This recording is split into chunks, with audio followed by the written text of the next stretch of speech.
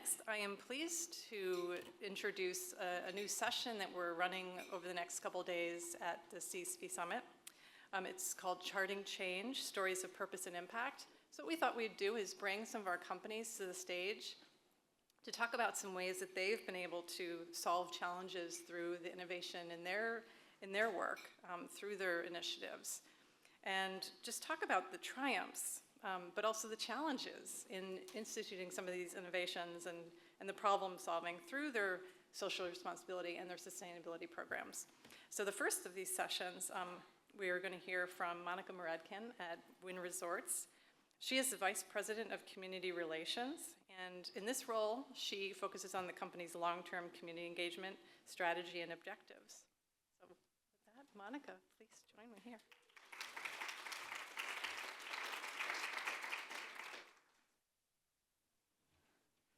Thank you, Sarah. Good afternoon. What a beautiful segment Colette gave to us. So thank you for the beautiful story you were so brave to share with us and being an extraordinary entrepreneur. So the best is yet to come for you. So thank you. So thank you to CECP for giving me this opportunity to share some time with each of you. I do encourage questions at the end, so I'm going to leave some time for that. And I'm just excited to be here. I've had the privilege for the last several years to be part of this amazing program and be part of the CECP network. So for those of you who are new, welcome. For those of you who are rejoining us, welcome back. So I'm going to give you a quick overview of Wynn Resorts. How many of you are familiar with us? I'm not going to be offended. Okay. Oh, okay. That's exciting. Okay. So for those of you who are not familiar with us, we are an integrated hospitality company headquartered in Las Vegas. We also have resorts in Boston, Macau, Cotai, and we are developing in the United Arab Emirates. What's integrated resorts? It's a fancy name for gaming. So that's what we do. We're gaming and everything else that falls under the umbrella of hospitality. And being in these beautiful resorts, we know that we want to maximize on resources. So that's part of my presentation today, to share with you how we are maximizing on our resources and hopefully give you some ideas of how you can take that outside to your businesses. So people and products. So here are a few pictures from a recent event that we had at Wynn Las Vegas. This is where we took our people and our products to have an innovative impact. So I'm going to give you some highlights from Spring Fling. So Spring Fling is an event that we host at Encore Beach Club. And it's an opportunity for us to be able to do a takeover and use these resources. So we had nonprofits house their organization and market them inside each little cabana. And then we raised money throughout the program, and all those dollars were matched by our company and going to our community grant fund. We also had this event last year where we raised over $40,000 for one of our local nonprofits that focuses on grief. So I understand not everybody has the opportunity for Encore Beach Club venue, but I'm going to get into some samples in a few moments. Let me just check. Okay. I want to make sure I'm not skipping this. All right. So how to begin? So I like to come up with little acronyms to try to remember, right? You have so much information coming at you that when you leave, you're like, oh, wait, what was that? So LIT, so LIT. So leverage, initiate, and transform. So first you leverage your resources, right? You've got to identify what you have and leverage those resources. Initiate relationships, both internally and externally. And then transform communities. We do put a lot of focus into our innovative programming at Wynn Resorts. While we invested about $20 million last year, we know that there's other ways that we can dig, and we can look at what we have internally for those resources. So again, to leverage, to initiate, and to transform. So I'm going to give you a couple of other internal examples before I go into the external ideas. So on the screen, the gentleman speaking is our Chief Operating Officer for Wynn Resorts North America. One of the dialogues I've heard over and over again at the CECP Summit, and something I tell my CEO all the time because I'm really grateful for access to him, is that many of you don't have that relationship with the CEO, or you don't have access. It took time, and it continues for us to take time at Wynn Resorts as well, and at Encore Boston Harbor and our other properties, because we invite them to join us. And we invite them over and over again. We get a lot of no's because of their schedules, but eventually they'll say yes, and I'll tell you a story about that in a little bit. And then in the middle, this was the program that our CEO spoke at. It was our nonprofit leadership retreat, and we had over 300 representatives at our Las Vegas program and about 100 at our Boston program. So what we do is we put on a whole day of leadership development. We bring together the nonprofits in a steering committee format for months, and we ask them what they want. Because we can all sit in a boardroom all day and think we know what the nonprofits want, but we want to design a program for and with them. So it's a great opportunity for us to be able to engage in that space. Because how many of us are in transactional roles? We give money, they come back to us the next year, right? Many of us, right? Or that's what they expect. They're like, where's our renewal? So we don't want to do that. And then, let me see, there's another one. All right, and then we also had a local president of the Vegas Golden Knights come and speak in our fireside chat, and we utilized our general counsel who oversees our area to be able to maximize on her great skill set of speaking and interviewing and have her engaged too. So again, just keep asking your executives. You're gonna get a lot of no's, but that's okay. We just keep going. I love the topic of this conference, the purpose and perseverance. I love it. It's so true for what all of us do. Sarah taught me, people look at us as cost centers. She taught me years ago, we're added value. And that has stuck with me, and our whole team, we have used it over and over again. So love that. Kylie, am I doing okay on the slides? Okay, thanks. Kylie helped me last time. This 18 times, thank you. All right, so back to our how-to. So remember, the leverage, the initiate, and the transform. So another example for you is we have a Leadership Fellows program. So we get our nonprofits together. We have about 12 who just graduated last week, and we have 15 more coming in next month, and we spend a year engaging with our executives. Even if it's just a 30-minute session, we get them involved. And we base these sessions on what, again, the nonprofits want. We ask a lot of questions. So our nonprofits wanted to learn about succession planning. So we brought in executives who've been with the company for over 15 years each. And then another topic they wanted to learn was negotiations. So we brought in our top 3 negotiators, and it was just fascinating. It was the session where we had run out of time, and we had no idea that we were actually going to, garner that much interest in it because we didn't ask. So when we asked, we knew that's what their interest was. So this is a year-long program where we're able to leverage our resources, get the executives involved, and serve the nonprofits in a different capacity. So you're probably thinking, well, we don't have a beach club and we don't have all these items, so what can we do? So I want to be able to share a couple of ideas. A mentorship program. We've talked about, maybe being mentors in some type of capacity. Perhaps it's your executives. If they don't have time to serve on a board, are they willing to give 1 hour 3 times a year to an executive from a nonprofit that you match them with? Look at almost like mentor matching. Are they willing to do something in that type of capacity? So capacity building, I'll give you an example. We invited one of our partners, the Las Vegas Raiders, to join us at Catholic Charities to volunteer. And Kylie and I went and met with Catholic Charities right after the event, and they're like, how did you get the Raiders here? And we're like, we invited them. And they were just amazed because they've been trying for a year and a half and did not get a return phone call. So you never know what type of relationship you might be able to facilitate an introduction to another company and support that nonprofit in that way. We have such a great peer network, right? Not only through CCP, but in our local communities of how we work with businesses. Succession planning resources, thinking about the great executives and managers and et cetera that you have in your company who can help build and design these types of resources. Strategic planning, policy. I'm so glad that you had an elected official here. It's so important for nonprofits to understand public policy. How many of you ever work or are aware of the lobbyists that you have both internally and externally with your companies?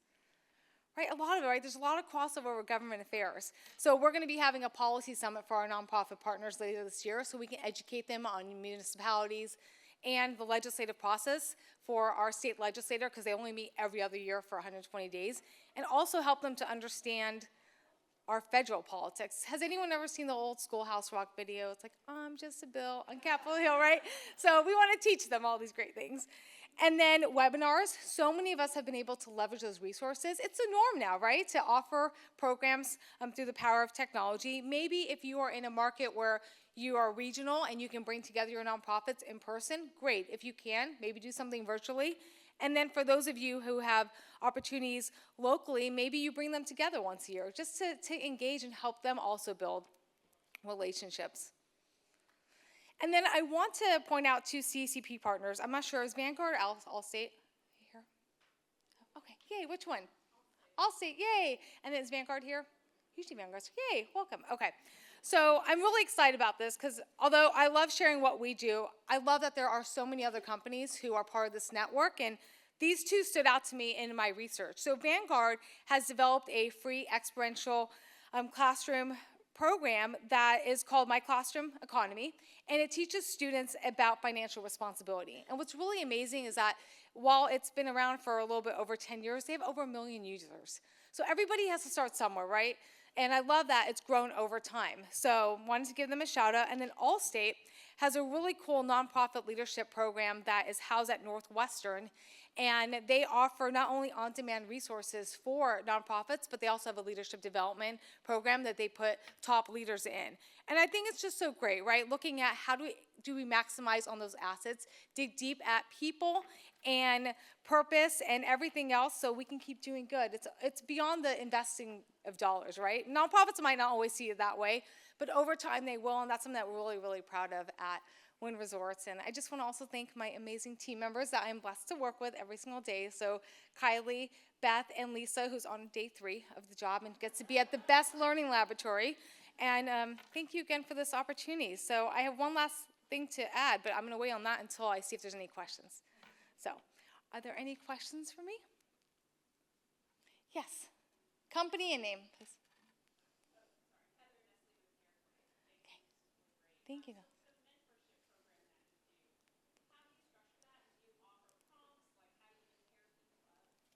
Leslie from New York Life, yes, Heather, sorry, is asking about our mentorship program and how we pair people up. That's to come. We haven't started that yet. I was just thinking of external ideas for other companies.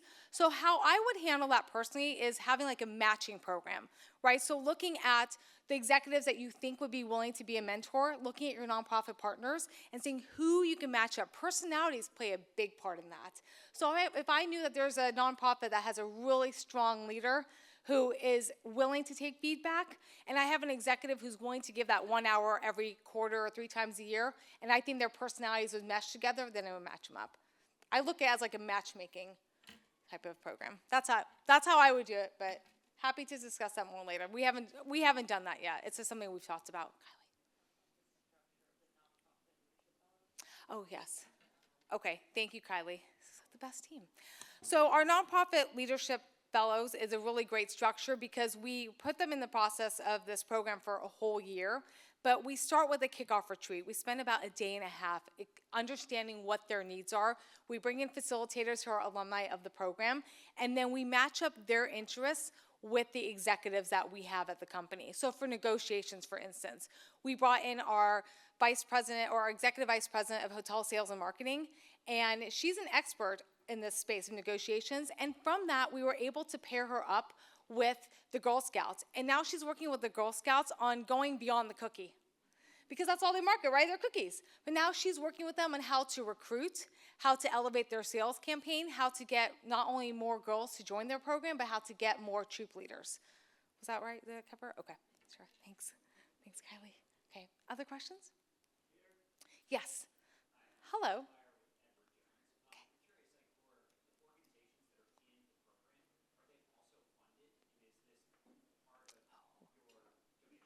That's a really great question. From Edward Jones, what's your name? Scott.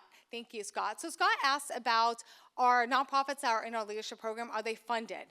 Not all of them are. So this is a great strategy for us to engage with some of our partners who are funded and some nonprofits that we likely would not invest in charitably, but we're willing to invest in them through leadership development.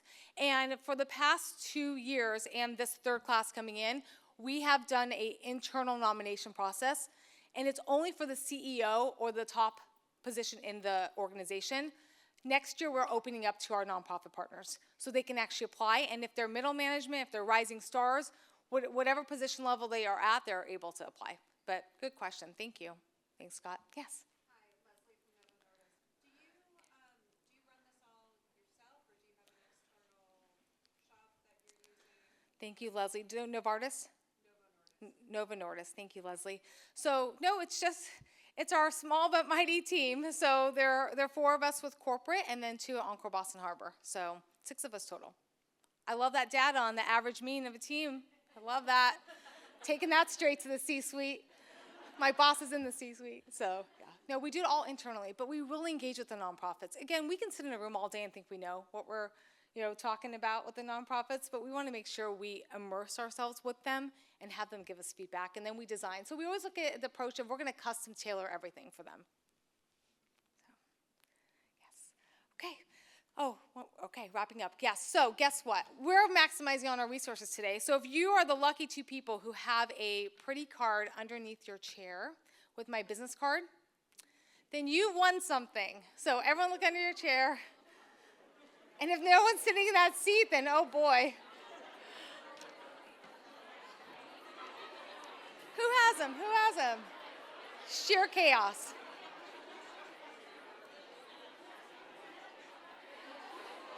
All right, she's got one golden ticket and one. Okay, yay! So here's for the two wonderful representatives who have these cards. Again, we're maximizing on our resources, so you will have a 3-night stay at Wynn Las Vegas.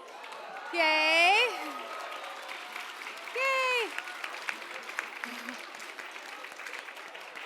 With dinner for 2 at SW Steakhouse and 2 tickets each to Awakening. And Kylie, how long is it good for? 6 months or a year? A year. So you have a year to get this. So contact us. Okay, thanks. Bye.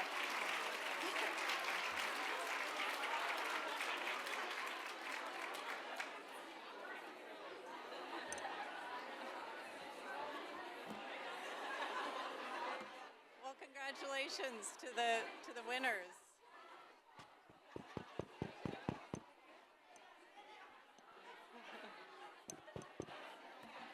Thank you, Monica.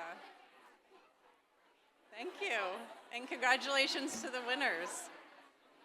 So want to thank Monica, and just to give you a sense of what you'll hear over the next couple days is more of these kind of quick takes on how companies are using their resources and solving challenges through the business. But thank you, Monica, for sharing some real-world examples of how a company is digging deep and looking at its skills and resources and thinking, what else can we contribute?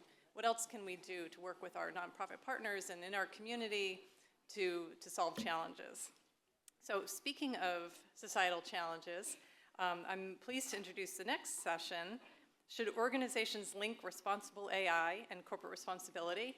I can't think of a more timely conversation, and something that I'm sure we're all thinking about of, you're reading all the headlines on AI and thinking, what can I do? How can we apply this to our work? How can we tap all these efficiencies that we're hearing about? So for this panel, I'm pleased to introduce and invite up to the stage Stephanie Bell from Partnership on AI, Balaji Ganapathy from TCS, Andre Joglu from Blackbaud, and Justina Nixon-Saint-Hill from IBM. So please join me on stage.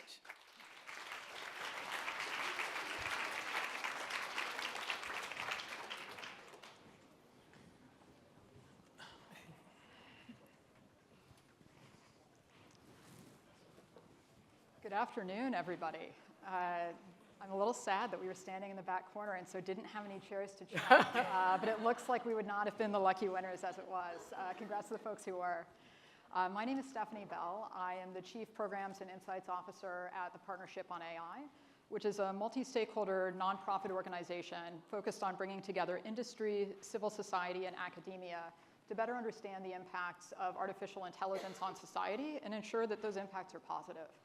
Whether it comes to ensuring that these technologies create equity rather than increase discrimination, or create shared prosperity as opposed to increasing inequality.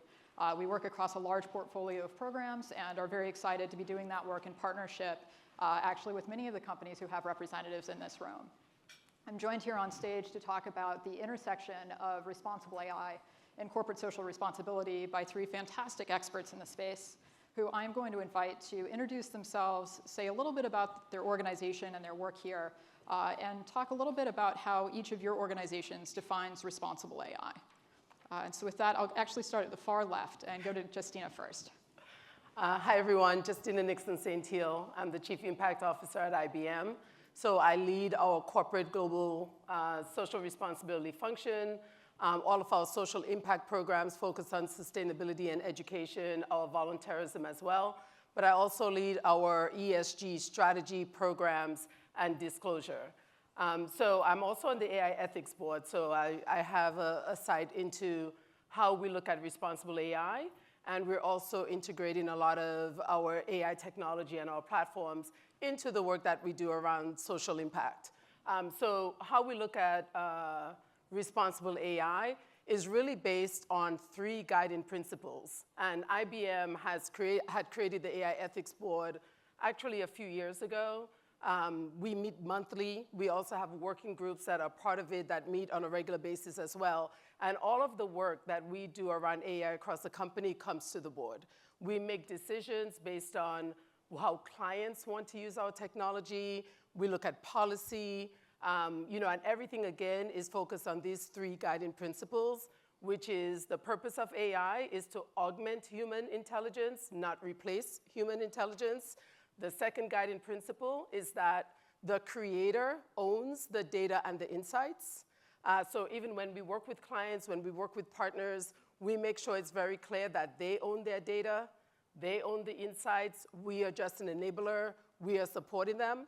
And then the third guiding principle is that the technology needs to be transparent and explainability. It has explainability, which means if you're doing something around AI, right, and we've seen a lot of these interfaces where there may be a human, or recently in the news, there was the use of somebody's voice, you have to be very clear that this is AI and this is not a human. So being transparent about how you're using the technology is extremely important to us as well.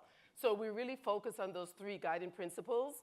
The other area that we have a very strong point of view on is that if you regulate the technology itself, you are stifling innovation. So we very much focus on how do we regulate or put guide rails around the use cases? How do you make sure you're protecting people? How you make sure you're protecting society, so you have guardrails around the use cases around AI, but you're not actually regulating the technology, because again, that could reduce the amount of innovation that companies, especially entrepreneurs, are having in this space. So that's just how we define responsible AI. Thanks so much, Justina, and love that set of guiding principles to kick off the conversation. We'll be returning to a few of those themes over the course of the next half hour or so. Balaji, over to you. Yeah, thanks. Hi, I'm Balaji Ganapathy. I'm the Chief Social Responsibility Officer at TCS. TCS is a small $30 billion information technology company. We have about 600,000 employees globally. We operate in 55 markets. And in full disclosure, AI did help me prepare for the session. So I think you're going to hear this quite often going forward. But I want to start, instead of doom and gloom, with something very positive. And it's going back a few years. I was on this very same stage a few years ago talking about new technologies. And I want to repeat that human intelligence still drives artificial intelligence. So that's the positive takeaway. If you have one thing to take away, it is that human intelligence still drives artificial intelligence. And artificial intelligence is not a monolith. So when I talk about how TCS and how I, as a social impact leader, look at this space, I want to help you understand that it's not only the Gen AI, the ChatGPT 4.0, which is, we are getting swept up in that hype, but it's a whole slew of technologies that have been used for the last 10, 15, even more years, right? So from voice assistants that we are all familiar with, the Alexas and the Siris, the speech, the recommendation engines from Netflix or Amazon, all the way to natural language processing systems like chatbots and computer vision. You have robotics, and then you have the GANs, which is where the GPTs and other LLMs fall under, right? Deep learning, etc. So I'm saying this with the purpose that as practitioners in different parts of our organization, we also have a responsibility to understand some of these technologies beyond the buzzwords and spend time, because it's still in the early stages of being adopted within organizations. And when you look at it from the lens of the organization, I want to offer you 3 things to think about, which we are all very familiar with. One is values, the second is framework, and the third is behaviors. And we can influence this as leaders, as teams in the organization. Values, they are constant. That's not going to change. But how do you apply the values in creating responsible solutions using AI technologies. Justina spoke about transparency and the importance to be fair, to be equitable, to ensure that the basic principles of how you're using it is going to benefit all people, not some. So that, I would say, is how you uphold the values. You have to bring it to life by having frameworks in place that can help you set guardrails, but also when guardrails don't exist, go back and look at, okay, hey, this use case is there, but I don't have a policy for how to go about it. Let me go back and look at it. But the underlying way of looking at the guardrails or the framework is to look at privacy and security as two outputs that are constant, right? Is it secure? And is it protecting the privacy rights of all of the stakeholders who are involved in that? And from a behaviors perspective, the key thing to look at is it humane, right? How is it going to be utilized? Who is benefiting from it? And so I'll leave you with that, right? Values, framework, and behaviors. And I asked ChatGPT another way of telling this, and it told me that values is basically trustworthiness. Framework is basically security, and behaviors is basically humane. So that is your AI augmented message to start the session. Wisdom from the AI itself already. On itself. Yeah, on itself too, right? It's going a little meta. Even though we don't have anybody from Meta on stage right now, they also have lots of thoughts about this. The thing that I really appreciated about that answer is how centered on people it is. Because at every stage of that values, that framework, those behaviors, you have people either deciding what each of those are or making them happen in practice. We aren't yet at a point where the tech is running away on its own, even if we do get a little advice from it sometimes. Andrea, over to you. It's difficult to follow such thorough answers, but I'll see what I can add. I'm Andrea Joglu. I'm the Director of Data Product Management at Blackbaud. We are a software provider for corporate impact and social impact solutions. So everything from fundraising and donor management systems to CSR Connect and the Your Cause suite of products, as well as Everfi. So I am in the business of providing AI solutions for our customers. So I have been working in this space quite a bit and thinking about the impact on social impact, right? And how Blackbaud's own approach to it in creating a framework that creates governance, policies, empowerment, and process, right? So the way we approach it in Blackbaud is set up an AI council, much like Justina just talked about, set up policies that allow for the very ethical challenges. So how do you establish accountability, transparency, responsibility, and all of those truly human things around what AI is, what AI can produce, right? As both of my colleagues have just said on stage, it is still a very much human technology, right? It is still built by humans to augment humanity. And the third thing is empowerment. And I would say at Blackbaud, we're doing a really good job of teaching our employees not only to sell products that have AI within them for our customers' usage, but teaching our employees how to use AI themselves to make their own processes, to make their own workflows, to make their own small teams even more efficient and more effective. So that empowerment piece from within allows all of our employees to start from a place of knowledge and understanding and comprehension of the limits and the boundaries of what AI can do for us. And then the third piece around process is make things that are repeatable, right? So don't just always be testing something new and testing something new. Find the use cases that actually provide the benefits and solve the pains of our customers and our employees, and make almost a factory approach to that. So how can we create something once that's almost like a cookie cutter, a template, and then it gets slightly adjusted or tweaked throughout the company and throughout all of our software products to be adjusted for different use cases, like Justina was mentioning. Fabulous. I love the focus on learning over time as opposed to just going out with a wild set of experiments and trying to start anew every single moment. Also really appreciated the focus on social impact there. And that is something where I'd like to pick up with the next question, actually. I think all of us have seen a lot of headlines about AI, some of which are talking about, a lot of pretty scary doomsday scenarios, a lot of fears, a lot of calls for regulation.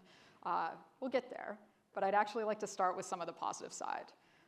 Justina, can you share some of the things that you're most excited about at IBM in terms of positive social impact coming out of these technologies? Yeah, absolutely. So as I mentioned, we have a huge focus on education and sustainability. And in the sustainability space, we have a program called the IBM Sustainability Accelerator.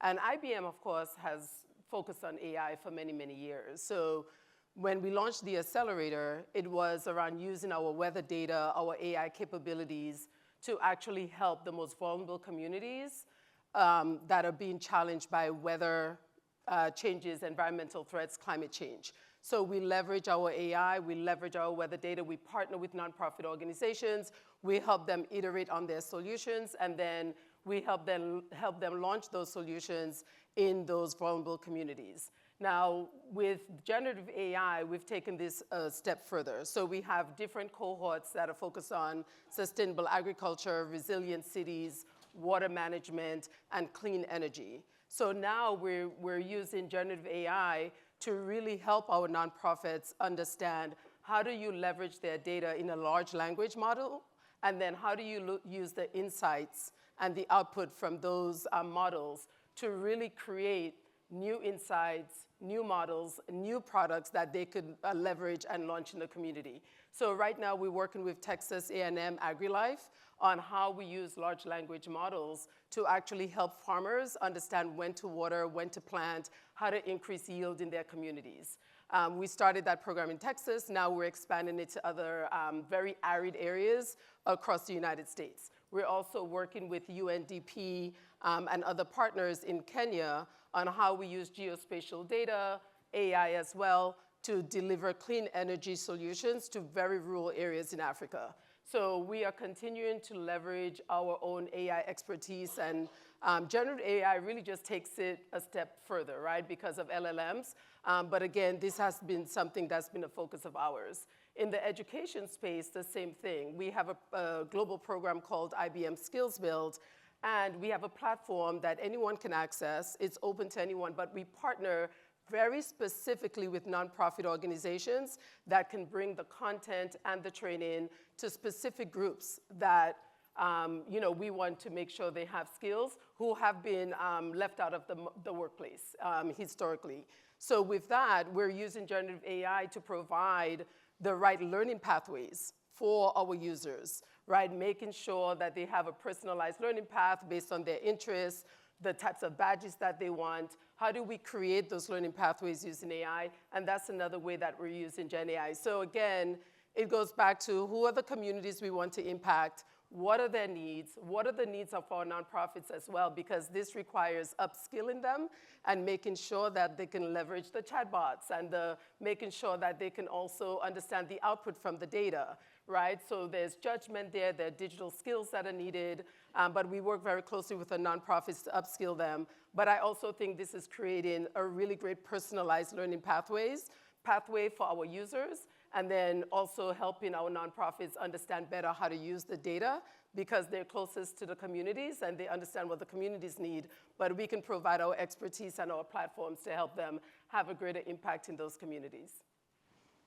Fantastic. And the global focus there, I think, is one of the biggest things that we can get from artificial intelligence technologies is the ability to scale so many of these solutions.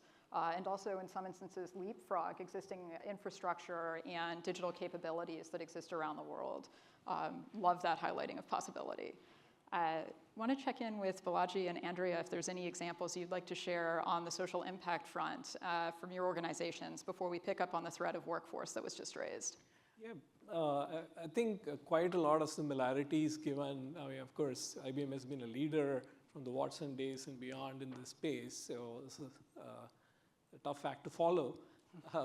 But I would say the opportunities were very clearly early on in the energy and the sustainability space because of the preparedness that organizations had to be able to come up with solutions that are innovative, right? So whether it is understanding weather patterns, energy consumption, supply chains, where your sources of energy is coming from, and then creating solutions so that you can reduce your energy usage, make it more clean. All of those are easy examples of where in the business side we saw a lot of adoption. And along with adopting things on a business side, I believe that organizations, what they do on the business side, the talent side, and the community side has to be the same, right? So bringing the best of what those solutions are and offering it to both our employees and to the communities where we live and work, that's the model that we follow. So what does that translate to? For example, in the conservation space, one of the early examples of where we adopted AI was to look at a wildlife sanctuary in India where the single-horned rhino is there, and it's almost on its way to extinction. So we thought, okay, how do you use technologies like drones and sensors and image recognition to help inform the administrators in terms of whether poachers were there and how to protect the rhino. And we were able to do that very successfully over a 2 to 3 year period.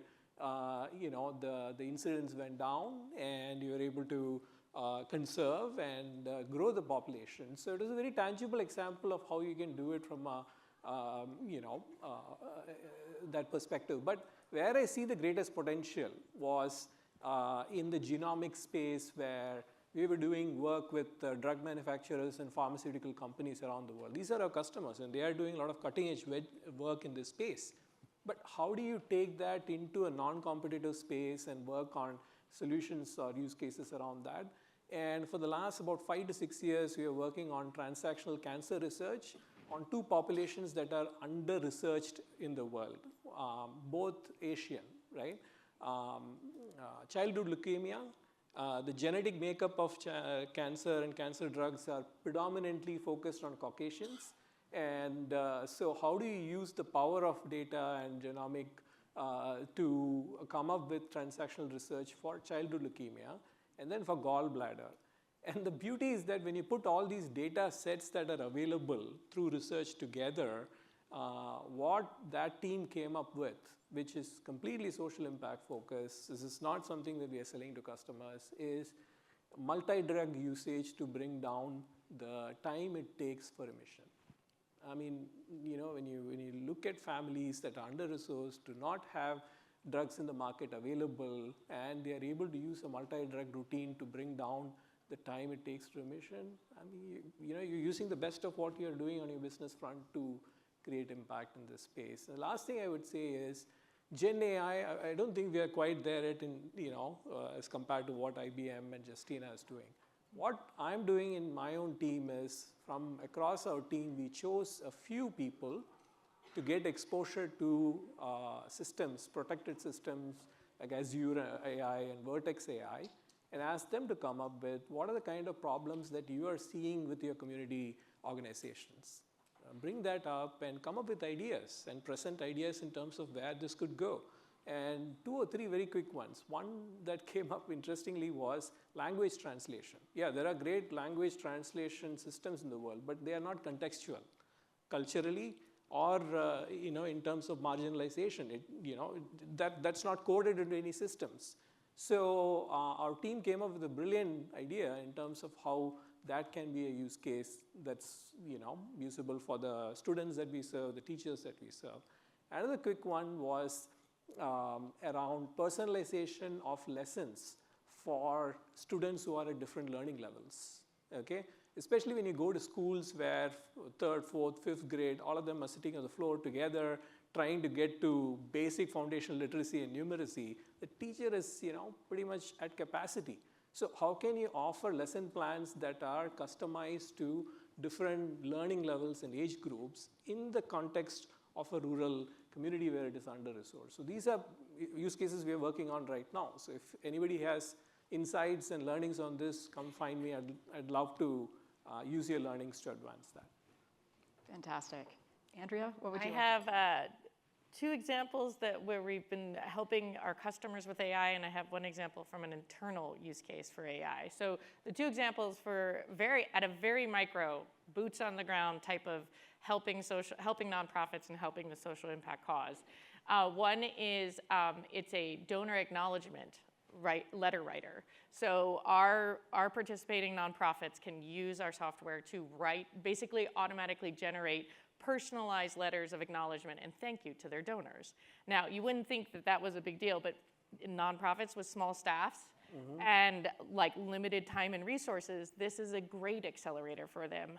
And all they have to do is kind of like have the basic metrics available, and then the rest of it is generated by Gen AI.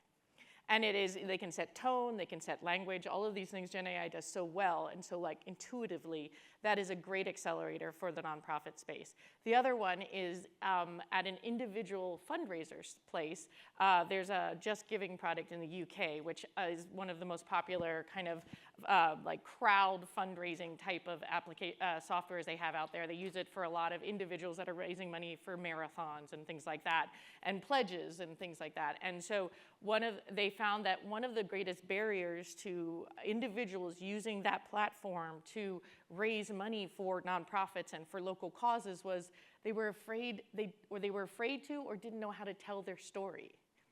So we built a tool called a story enhancer that says, enter a few of your details, tell us what kind of tone you want to say it in, and we'll write the story for you. And you can, of course, have your final edit rights, and it will, of course, say at the bottom that this was written by me with the help of AI, right? But at the same time, it is all there, and it makes all of those kind of last hurdles that much more surmountable for nonprofits and for individual fundraisers. The third example is internally to Blackbaud. So we kind of eat our own dog food, right? We use our own corporate CSR platform to raise money and to do the volunteering and engagement for our employees. And one of the things we're working on, I was very, very proud to say that the Blackbaud CSR department was one of the testers for the generative AI components for the reporting tool that I'm building for all of our CSR software. And that generative AI component, it's an accelerator in that it helps understand and synthesize large amounts of data very quickly for our CSR department.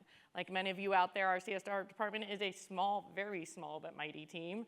And it's kind of like the chorus I've heard throughout this conference is we have amazing individuals, but they're not enough of us, right? And we have so much data and so many stories to tell.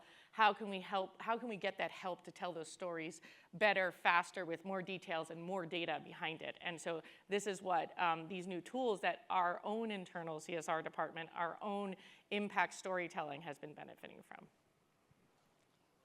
Love that as well. Eat our own dog food feels like a good principle, right? Don't unleash anything out on the world that you aren't willing to go ahead and give a whirl yourself. So we focused here so far on some of the positives of AI, but I also teed up that, of course, there are a lot of challenges, right? Artificial intelligence creates so many concerns from so many people, many of them extremely justified. And one of the ones that is really top of mind these days for a lot of people is impacts on workforce. Which is something that I'm seeing some head nods around the room, so this sounds like it might be a concern that resonates with some of you too. Balaji, let's pick up with you to hear about how you're thinking about artificial intelligence and its intersection with your 600,000 employees. How are you implementing that in a way that is worker-focused, worker-centric, and using it to improve rather than reduce their experience at your company? That's an important question that I think a lot of us will have to grapple with and speak up on quite a bit. So I think here is where I have a difference of opinion that here it's not about use cases, here it's about focusing on stakeholder value. What is your organization doing and how are you creating value, right? So if that is the ultimate goal that you're looking at, you would start with saying that upskilling and reskilling is not enough. You have to do up-leveling. And what I mean by that is you first have to ensure through your principles, through your policies that AI first assists, I think I need AI, assists, then it augments, okay? It doesn't replace. How can you do that? When I say value, stakeholder value can be better derived through innovation than from optimization, right? So this is the very same principles that CCP talks about, long-termism, but you have to look at it from the context of the opportunity that is currently on the table. And what gives me hope is we surveyed about 1,300 CXOs in 24 countries around the world. 54% of them said that AI has more potential than the internet. 56% said more potential than the smartphone. And guess what is the percentage that said that it is actually creating business transformation today? Can anybody guess the percentage? 82? 2%. Why? Because while the hype cycle is going on, enterprise adoption of AI, especially Gen AI, is a very early stage. So don't worry about, okay, doom and gloom of what is going to happen. But it is real. So first start in-house. So we trained over 400,000 of our employees already on the second level of competencies at Gen AI. I can proudly say that all 300 members of my social impact team are Gen AI proficient, right? They understand what it is. They understand, Stephanie's sitting here and nodding her head. She understands prompt engineering and what it means. We have to live it first, along with the rest of the organization. But again, final takeaway, yeah, up-leveling, I don't know if that's the word we all commonly are going to use, but I would, say somebody, maybe the storytelling bot can help come up with a better word, but that is what you should aim for. If you aim for that and make sure that people who are doing the jobs today are moving into levels where they are being supported by and augmented by AI, you can reduce the chance of layoffs while at the same time increase the chance of creating value through innovation and not just through optimization. And I would add to that up-leveling, I would call it empowerment, right? So you empower your employees to understand these advanced skills that you're putting in front of them and how they can use those skills to level up their performance, right? So it creates such an opportunity for efficiencies, to reduce workflow times, to reduce processes, to find and fix the breakpoints in certain processes, that you can empower everybody to get that training in AI, get that training in the tools that are available. At Blackbaud, we have several cohort programs that are constantly cycling through essentially the entire employee population, where they learn to use different tools and they come with their specific pain points in mind.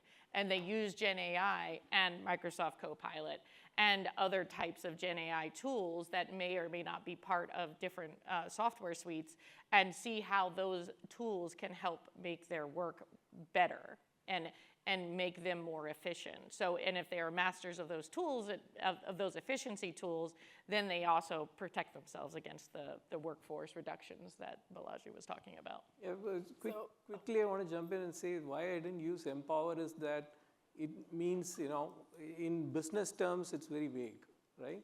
When I say up-leveling, why I'm saying that is that you are intentionally changing the job level of that person. You may have to pay that person more.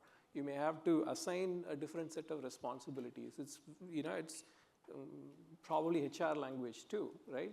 Because we need to send that message that training alone is not enough. You have to change the roles and responsibilities and the level of what you're expecting from that person, while making sure that the AI that you're adopting supports through that assistant augment.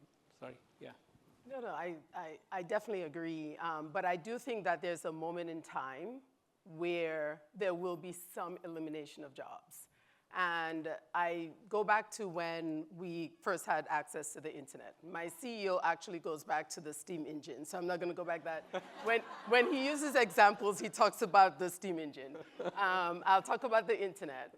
And I think a lot of us remember when the internet was first available to everyone, and you could not actually apply for a job without being clear that you had some experience or you understood how to use it, because certain jobs just did not exist anymore when you can get the information on the internet, right? So I do think there's a moment in time where some very basic tasks, if there are people doing very basic tasks right now, that you can actually get the response using Gen AI, those jobs will actually change. Maybe they will be changed and up-leveled, as you mentioned, and some of them will just be eliminated. And I think there's a responsibility of corporations and many of us here to figure out how do we help those people who are going to be affected by this change. It's going to be a moment in time, right, until everybody then is reskilled or upskilled, and they're going to be able to get those jobs where they have those AI skills, whether it's even as basic as prompt engineering or, you know, all the way to maybe, you know, understanding machine learning. But a lot of times it's just very early stage, prompt engineering, how to increase their productivity, understanding what ethical AI and Gen AI is, even the basics of it. There's a moment in time where we have to make sure we're skilling people and making them ready for those new jobs. We just released a study, actually, just last week, where 51% of CEOs are saying that they are increasing the number of jobs around AI. So again, there will be some elimination of jobs. I think we all have to be aware of that, especially basic tasks, entry-level jobs, which is also important to make sure we are working with university students and providing some training for them as well. So when they graduate, some of those early jobs they may have gotten, those may not exist. But there are other jobs that are growing and increasing and new jobs in this field. So again, the opportunity will be there, but the focus on skilling, reskilling, upskilling is something that we are working with nonprofits around globally. We made a commitment to skill 2 million people in AI over the next couple of years. We're diligently working with nonprofits on how we bring some of our AI learning pathways through Skills Build, how we work with them to bring it to the communities in need, and making sure that we're not leaving people behind. But I do think that there will be a shift, and we need to be ready for that, and we need to invest in education around AI, not just for ourselves. We also made sure we trained our employees as well, but also for our nonprofit partners and the communities that they serve. Yeah, the discussion that you're hearing up here is exactly the discussion that we see on a pretty regular basis, thinking about the fact that if these technologies turn out to be as powerful as people anticipate they will be, and I think that we have reason to believe that's the case, that they're going to be a double-edged sword. And some folks are going to be, you know, massively benefited, and some organizations will be. And others we're going to need to figure out how to carefully and responsibly navigate what potentially some of those downsides look like, which is a subject of some work that we've done recently to release guidelines on AI and shared prosperity for organizations considering exactly these challenges. We are starting to run short on time, so I'm going to kick off a lightning round here. And so returning to the title of the panel, the linkages between responsible AI and corporate responsibility, would love to hear each of your thoughts, let's call it 30 seconds each, on one big trend that you see coming on the intersection between CSR and responsible AI, and how you're thinking about navigating it. Tough challenge for 30 seconds, but I'm sure you all have it. You'll get it. I'll say the biggest trend I think responsible AI will have the biggest impact for corporate responsibility is in the ability to take the vast amounts of information we all have at our fingertips and be able to bring it together and make it work for the social impact causes. It could be anything from telling your stories. It could be anything from to understand the problems and the magnitude of the problems facing the organizations you're partnering with to actually finding those solutions. You know, as many as 6 or 7 years ago, McKinsey did a study and they found 160 use cases that covered all 17 UN SDGs. And all of them could be solved by some form of AI, generative AI, or some type of technology like that. And the thing that is missing is the expertise and that last mile implementation, right? So we can close those gaps by empowering, upskilling, and leveling up our organizations to support our nonprofit partners in those endeavors. Right. I have a quick call to action, which is, you know, I have this dream that we can build a LLM for social impact, and which is free of the hallucinations of the larger OpenAI systems. So if you want to join hands, come find me, because I think the greatest opportunity is in the intersections, right? Between, for example, climate adaptation, the impact of that on health, and the opportunity for inclusive growth and economic empowerment. So I think we have great, wonderful people and organizations that have done tremendous amount of work in this space. This is a moment where we can bring that together, find the, the threads, the common threads that are there, and use this sort of approach to create prosperity for all. So hopeful. Let's work together on that.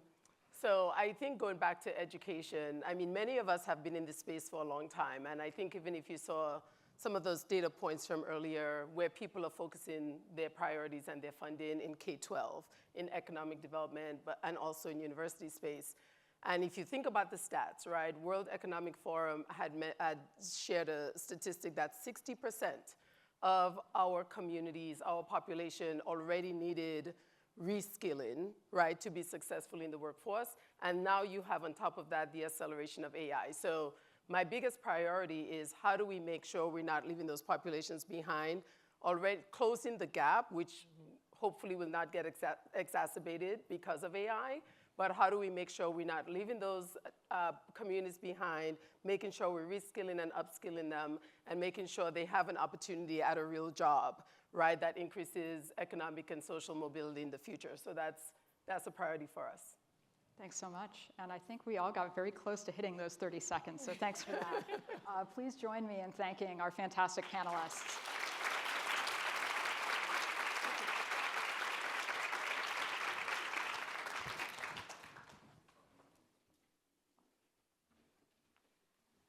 Thank you, Stephanie, Andrea, Balaji.